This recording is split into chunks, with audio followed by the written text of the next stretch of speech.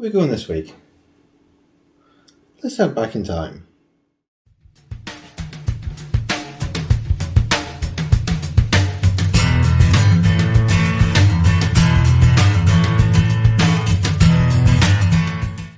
Hello again, I'm Nathan. Welcome back to Whiskey Wednesday on Wasn't My Fault. As I said, back in time, something a little bit different. This is called Shackleton. It's blended Scotch whisky. It's actually based on an old blend of McKinley's rare old Highland malt whisky, spirit supplied to the 1907 British Antarctic Expedition. See, I can't even talk and started drinking yet. Not dreadful. It's actually got Richard Patterson on there. He's a master blender. If you know whiskey, you've heard of him. He's an interesting fellow. Go and watch some of his videos. Not after this, not right now. He's quite interesting. He tends to pour in a glass, then throw it away, and then drink. Yeah. Strange man. But hey, if you blend whiskies for a living and you have unlimited amounts, then why not? So, there's some writing on the back.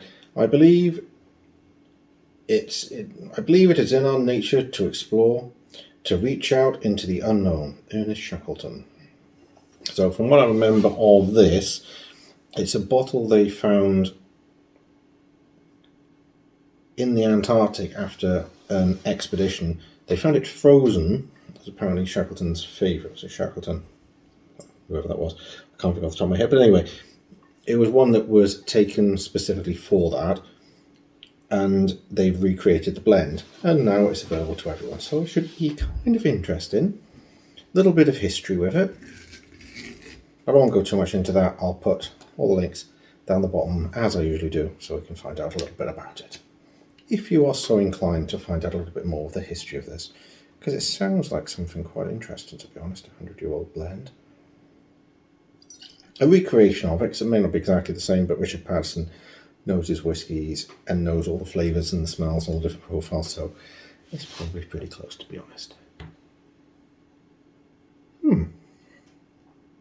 Slightly florally biscuity, I guess. A little bit of citrus in it. That's quite nice. A bit of sort of syrupy kind of honeyness to it, so it's a little bit of sweetness as well. A little bit of alcohol burn as well. Definitely sort of biscuity and kind of honey. Interesting.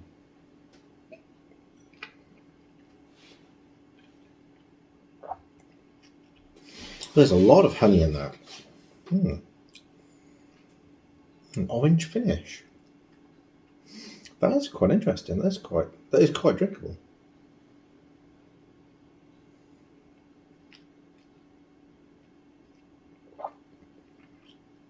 That's quite interesting. It's really fruity.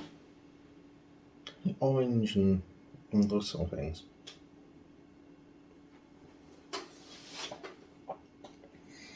A bit of apple sort of freshness with the honey, a little bit of orange, and then the back end, just as it kind of disappears and just get that lingering taste. There's definitely some orange in that, kind of orange peel sort of bitterness, but not in a bad way. That's quite nice. I do quite like that. That's going to be quite interesting. I'm not sure if it'll hold up to anything else, but by itself, yeah.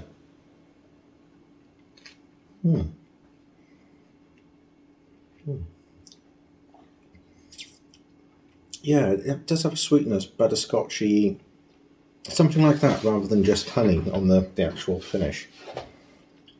That is rather pleasant. Alright, let's have a look.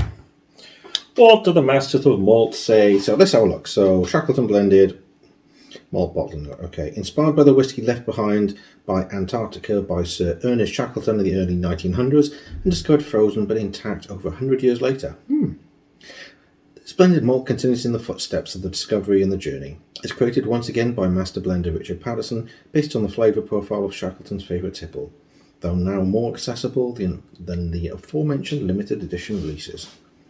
So tasty notes, right? Nose. Golden Grahams, obviously American, and crunchy brown sugar, hint of cinnamon dusted malt. I didn't really get much cinnamon. Maybe that was the alcohol kind of smell I was getting from it.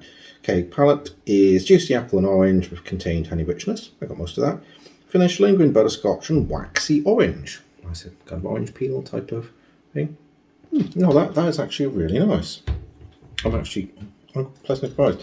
There's nothing too kind of overpowering. It's all quite subtle flavours, but it's quite mellow.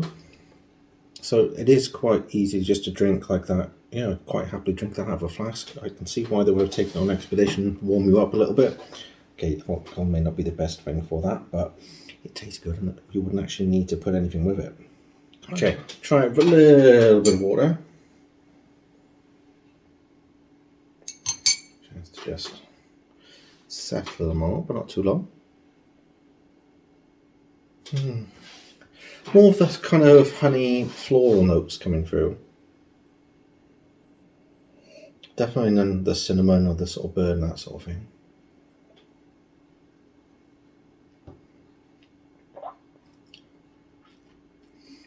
Kind of has the sweetness and so on. It's better straight. Yeah, it simplifies it a little bit too much for my liking. A bit more of a bite on the tongue in the aftertaste, less butterscotch. More of the kind of orange peel, orange zest, that kind of thing. Interesting. I wouldn't put water with it myself. I'd have it straight. It is well blended and it's just a really nice drink by itself. Okay, let's go get coffee, Coke and everything else and see how it holds up. Back in a moment. Okay, so here we are with all the different drinks like we always do. Pop. I like that. Don't know why, but I do. So, ice. Pepsi. Black coffee, because I like black coffee. And, of course, an old-fashioned for an old-fashioned drink. Is it a waste possibility to do this? No, because I'll drink them all later while I'm editing the video. Surprised the videos don't get edited much worse than they do, to be honest, considering. But I do okay. Everything a chance with a little swirly swirl. Make sure everything is combined properly.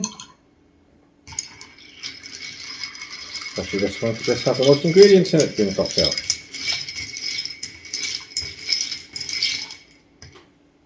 Again, I never put an orange peel in an old fashioned because I don't tend to eat oranges, so it's a waste. Alright, let's start with the ice. Quite fitting, I guess, for the drink itself because it was taken into the Antarctic Expedition. Why can I not say expedition today? I don't know. Obviously, there's nothing there because there's glass, because I can't find my other ones. But hey, Lucifer, it's his glasses, of course. Got the decanter back there as well, but like, you have to, don't you?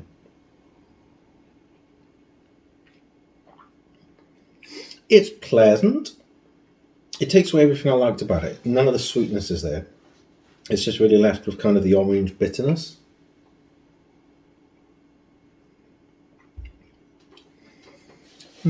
It's okay. It's got a little bit to it. It's not as plain as some of them go, but it just doesn't beat by itself. It is designed to be drunk like it is out of a flask, to be honest. I think that's how it was designed, to keep it nice and warm next to your body in the flask, hip flask or something like that. And yeah, that would be quite nice. Yeah, wouldn't mind that.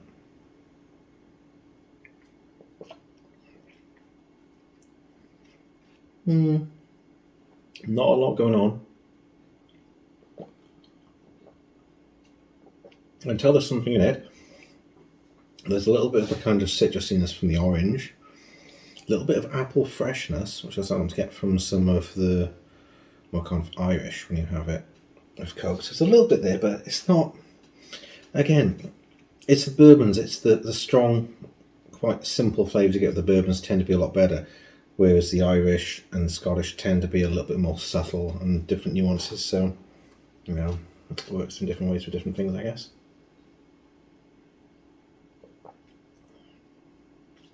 It's not bad, not a lot.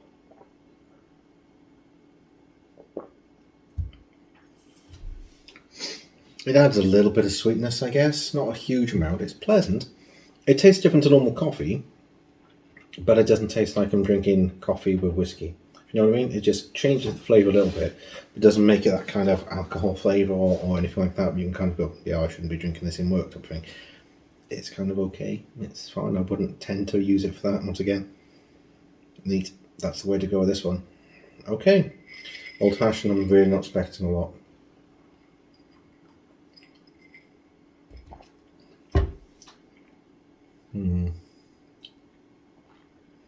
It just vanishes with the sweetness and the bitterness of the bitters, obviously. There's a little bit of alcohol kind of pinch to it, I guess, is the best way to describe it. Just like a little bit, you can tell there's like alcohol. Could have been vodka in there, to be honest. It's not really making a lot of difference to it. Kind of what I expected, to be honest. Coffee again. Yeah, it's not a lot different to normal coffee, really.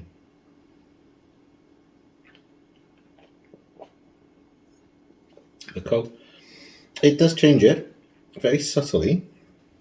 So you get the citrusy and the kind of the fresh. It's not really apple flavour, but kind of like the fresh. It's like when you bite into an apple and you get that kind of fresh feeling. That's really what it does to the Coke. Like quite a few other whiskies have done that as well. So it's kind of what it does, unfortunately.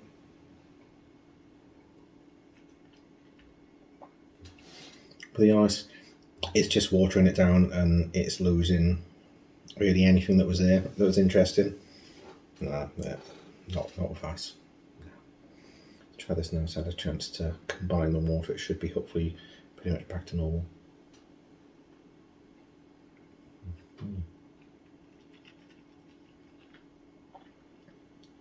No, I do like that. That has surprised me. That is really nice. This is the sort of thing I would keep in my decanter. At the moment, I just keep Jameson in it because that's nice and simple. But this is really nice. I'm really surprised. I've heard some good things about it. I've been told that it is quite a nice blend, and that is fabulous. I really like that. It's got a bit of history as well, and a dog barking outside, which is fantastic for videos. But no, I enjoyed that. That was good. Shut up. Anyway. Thanks a lot for watching. Please comment, like, and subscribe. Tell some other people to come to the channel because nobody does. So be different for everybody else and come back. It'll be fantastic. And thanks a lot for watching, and I'll see you next time. Bye bye.